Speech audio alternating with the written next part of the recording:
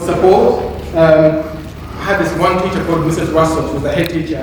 One time I remember, she did like this competition, and it was who can write the best essay in English, in English, and that gave me motivation to get the best essay. And I think once at the end of the year, I wrote something, it wasn't very good, but she said, I think there was like 4 winners, and she put me like in the winner section. I was like in the top 4. And the winner got to go to McDonald's and take like a Big Mac and stuff like that. And that gave me confidence because I thought I was good at English, but I could see now that she put me in that category of winning. How to be more confident in speaking when your accent is not good in English. This was massive. Having an accent when you want to speak in groups is intimidating because some people can be quite mean, even adults.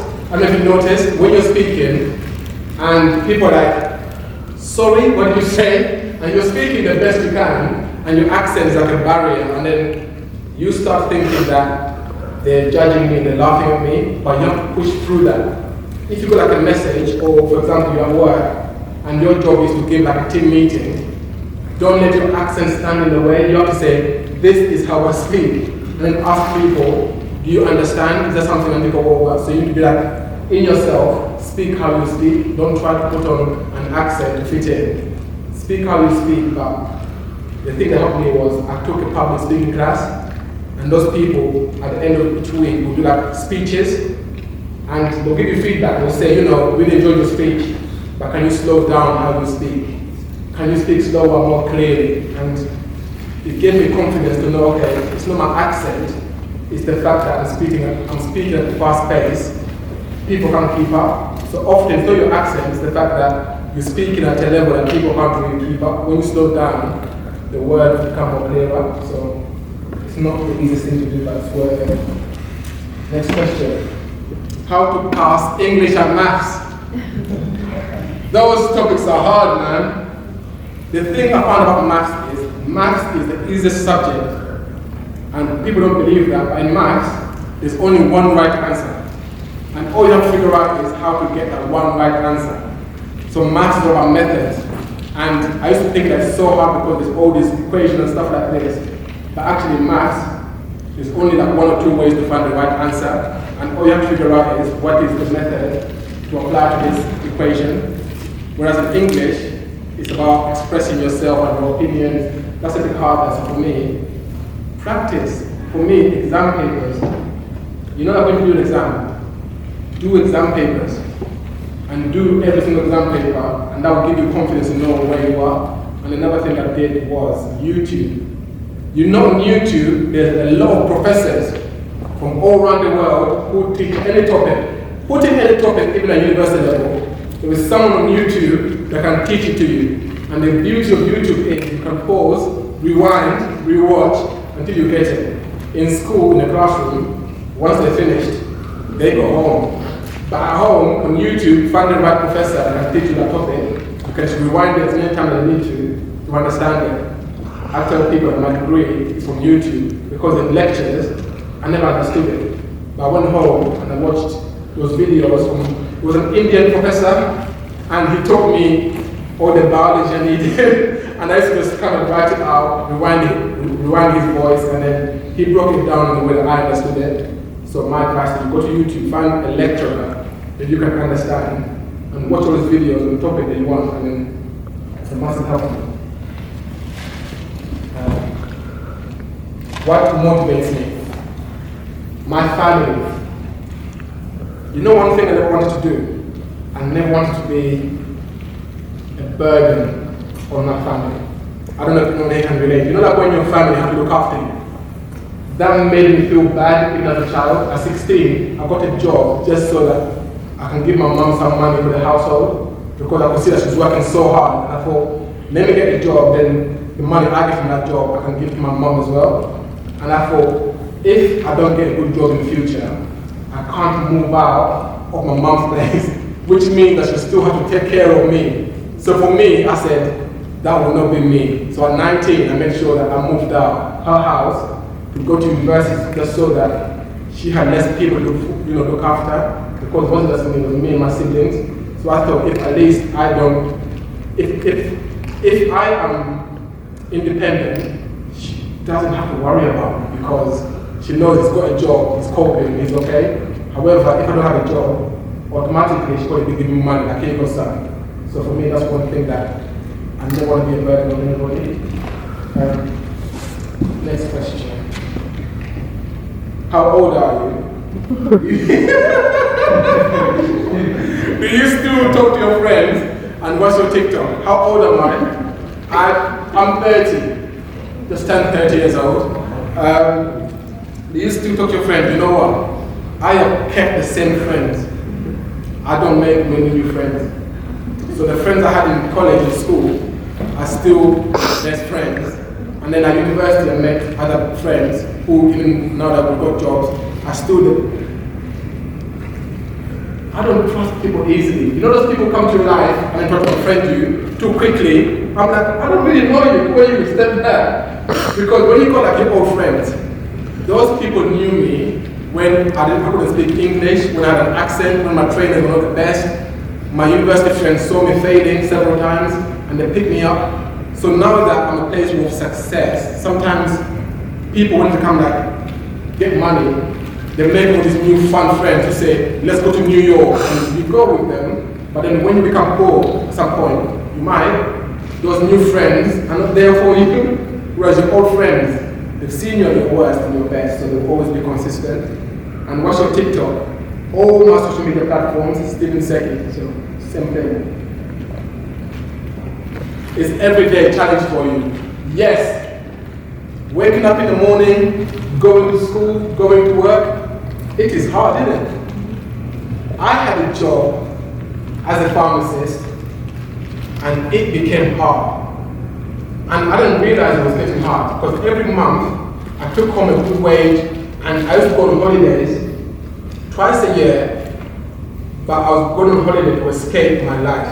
And I know some people that sound a bit crazy, but being a pharmacist is a difficult job. It's pressure because people come to you every day, and then the corporate world, you've got targets, and you're going to find that when you get a good job, whether it's a footballer, whatever the thing is, the more your job pays you, the more pressure you're going to have with it. Because people expect more from you, because they're like, well, you're the pharmacist, you're on 50,000, we don't earn that much, so it's your job to do it. And then it's heavy, and I thought, this thing is not making me happy. My advice to anyone looking for a job, find something that you don't mind doing, even with pressure. Like the public speaking is pressure because I'm not confident. I'm not a confident person. But for me, it's worth it to stand here and do this every day because I love it. And I don't mind, even if you are 1,000 people, I'll still do it because it's what I love to do. But if you told me to work 100 days straight as a pharmacist, I would struggle with it because I don't love it. Every morning waking up going to it. Mentally, I wasn't okay with it. Next question. How could you improve on your English? Practice. One of the things that helped me with my English is slowing down, speaking clearly. So for me, when you have a weakness, go and work on it. One club I joined, it's called Toastmasters. They're everywhere. I think there's one in Birmingham as well. They are a group. I think you pay like £60 for 6 months. You go once a week on Tuesday evenings after work. And those people, their whole job is to teach you how to present, how to evaluate other people. And for me, they gave me the tools where they told me, you speak well with energy, but you speak too fast. People can't keep up. And that one piece of advice they gave me, it changed my life because I started to speak slower. Because to me, I thought I'm speaking slow, but actually I was speaking at a normal pace for everyone else. And then other people go, stand up straight, be yourself, just let people in because, when you speak at a level, people can't get in and understand you. So for me, yes. What is your favorite subject at school? I love science. The experiments, remember when you put like a mint in a Coke bottle and went push, I'm like, yeah. I love science. And I had a teacher called Mr. Wiseman. He made me enjoy science. because he was an engaging teacher, and I don't know if anyone here has ever had a good teacher, good lecturer, someone who loves it, and then they make you love it, and you're like, yes, I want to be like them. So for me, science is where my life came from. What do you regret? I spoke earlier, and my regret is not being myself. I don't know if anyone here has been in an environment where you want to fit in, so you stop being yourself. And in school, I wanted to be like those cool kids. The cool kids in school were the people good at sports, who could sing or were really clever. Those were the coolest people in the world. And they had the best trainers, and I was so envious of them, you know, because on day one of school, they came in with the freshest clothes, and I always felt like I want to be like them. And I wish I didn't. I wish I could just say to myself back then, just be the village boy you are, man. Just embrace it. Just be yourself. And it took me into my adult life to realize that that is my gift. For example, if you've been through a painful situation, that is your gift. Because whenever I'm struggling, I think other people have not been through this much pain. So they don't understand why I'm willing to wake up at 5 o'clock, because I know how it feels like to be in bad places.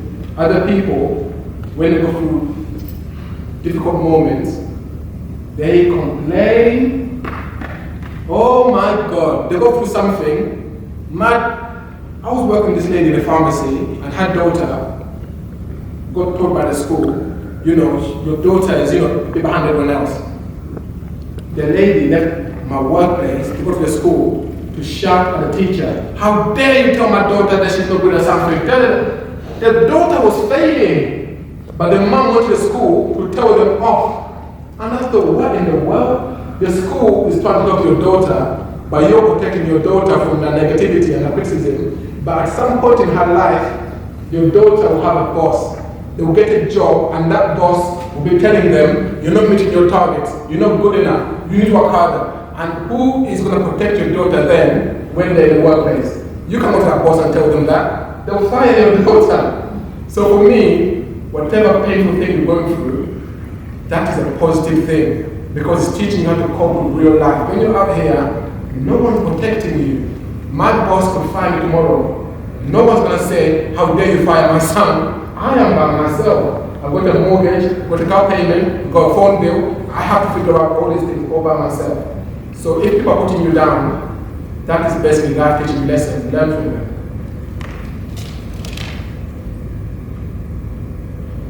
Where do you want to go? What is your final destination? I have one goal in life. I want freedom. Does anyone here understand the freedom? You know, like the freedom to say, I don't have to go to that job if I don't want to. The freedom to say that next week I want to go on holiday if I want to. And it's not about being rich, it's about having options. And a lot of people are stuck in jobs they hate. I promise you this one thing. I've got so many friends who are in jobs, and I tell them, why don't you quit your job? Because it will mean starting again. Because I'm married with my wife and kids. Because what else will I do with my life? And people are stuck. And you tell them, why don't you just quit and start again with something else? And it's scary. My destination now is to be in a place where I feel comfortable with myself. I told my wife 2 years ago, she was just my girlfriend then, I told her, I've been going to this public speaking thing, and I love it, because I came home every day from the training, and I was full of laughter, like, yes, you know, today speaking, we learned how to do this, and I learned this, and she could see that I was really, really happy with it. And then I started to become unhappy in my job as a pharmacist. And we're living together, and every day I came from work, she was like, are you alright? I said, yeah, I'm okay, because I'm a positive person. But she could see I wasn't happy. So one time she took me out to dinner. And at dinner she said, Stephen, are you alright? I said, yeah, I'm okay. And she told me this, do you want to quit your job? I said, what do you mean quit my job? We want to get married, you know, we want to buy a house together. If I quit my job, we can't do those things. What do you mean? She said, I've seen you when you go to the speaking stuff. You love it. You come to life, you've got a light in your eyes again. But when you go to a pharmacy, you're miserable. You come home with negative energy. Do you want to quit your job? I told her, yeah. I want to quit my job, but I don't want to let you down because we've got this future plan together. She said, that's okay. Our future plans can wait. I want you to be happy.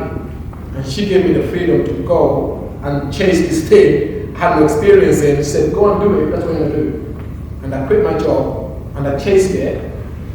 And the difficult thing is, I got to those goals of buying a house and getting married faster.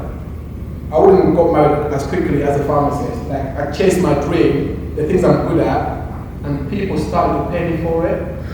So whatever thing you love to do, you become so good at it, and someone eventually will say, we want to pay you for that thing that you do. Because they asked me one time, Stephen, what's your rate as a speaker? I said, what is your rate? What do you charge? I said, I don't know, £50.